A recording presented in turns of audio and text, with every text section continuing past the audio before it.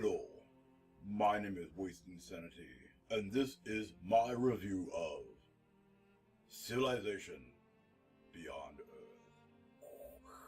Civilization Beyond Earth is a sci-fi approach to the classical Civilization series. But there is a bit of a twist compared to the original series. Hordes of green aliens wishing they were hairy barbarians litter the landscape.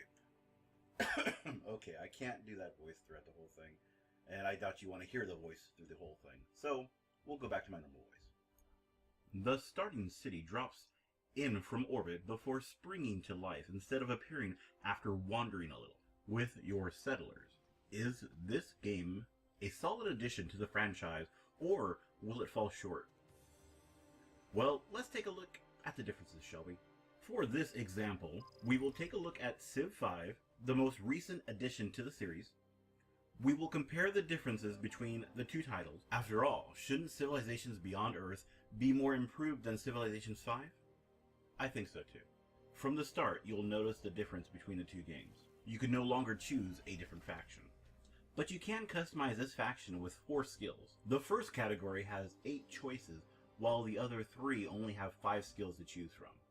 I did enjoy playing various historical figures in Civ 5, and I was hoping that they might have invented some of their own historical figures for the future, or even change the mentality basing the characters off of corporations, whether they are real or fictitious.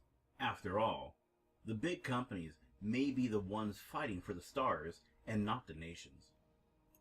The unit combat in this game feels the same, with a slight sci-fi change to them. I didn't run into any overpowered unit types or a unit way more advanced than what I had. Another interesting detail between the two games appeared to be that in BE, cities can heal themselves for about 35 to 45% of their health. This makes them much harder to take down compared to Civ 5. A soldier unit will die once a turn when you attack a city, compared to being able to actually last a couple turns when you attack a city in Civilization 5. But I might have waited just a little bit too long in BE when I attacked the city. The biggest difference between the two games is, of course, the unit progression. In Civ 5, as you unlock technology, units could be upgraded to stronger units, but you had to actually manually do it. In BE, this is not the case. It appears that all units on the board will be upgraded once you are able to upgrade them. An upgrade happens when you accumulate enough points of a certain type to be able to upgrade your unit, and it tends to be random on what unit is upgraded. Upon upgrading, you are able to choose from one of 2 different skills that would make the unit semi-unique. Each unit has 3 upgrades, with 2 different areas having 6 possible choices. The upgrade is determined by what you research or gather more of: supremacy, purity, or harmony. Certain research areas will give you one of those. Civ 5 felt natural as you research and progress to the modern day society. In BE, it felt slightly confusing, as if some details were left out of the game.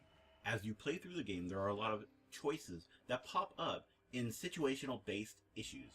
Your choices determine whether you gain supremacy, purity, or harmony, or a certain building gives an additional resource like food or energy. The additional orbital layer is nice, but it is underutilized. I was expecting some combat happening in the orbital layer, whether it was orbiting ships or just a new take on fighters. Social policies are a thing of the past. They've been replaced with virtues. These virtues have been separated into 4 columns: might, prosperity, knowledge, and industry. Each column has 15 choices in an upside-down tree to choose from.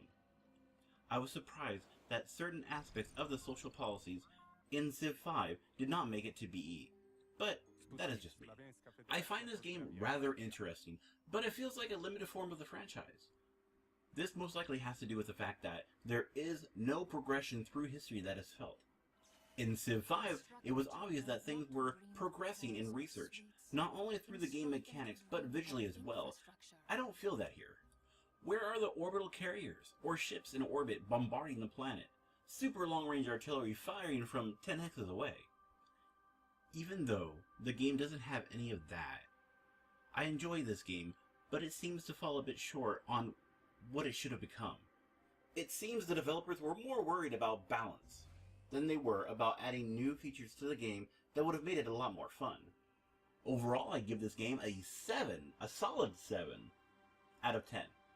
The game feels a lot like Civ 5, but then it doesn't.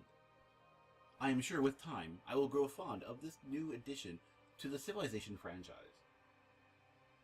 My name is Wasting Sanity. Please don't forget to like and subscribe below.